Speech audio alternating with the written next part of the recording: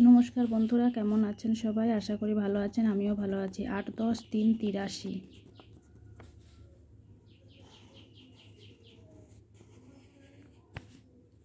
3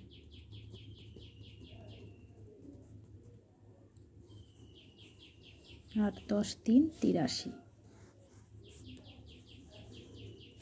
সংখ্যায় লেখার পর বানানটিও লিখে নিতে হবে। তয় হস্য ইকারে তি, বয়ে শূন্য রয়ে আকারে রা, তালি বর্ষয় হস্য ইকারে সি। কয় দশ কতই হয়? 8 10 3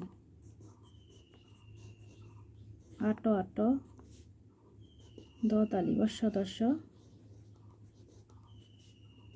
তয় হস্য ইকারে তি দন্তের ন 3 8 10 3 83। ভিডিওটি যদি একটুও ভালো লেগে থাকে অবশ্যই একটি লাইক করবেন।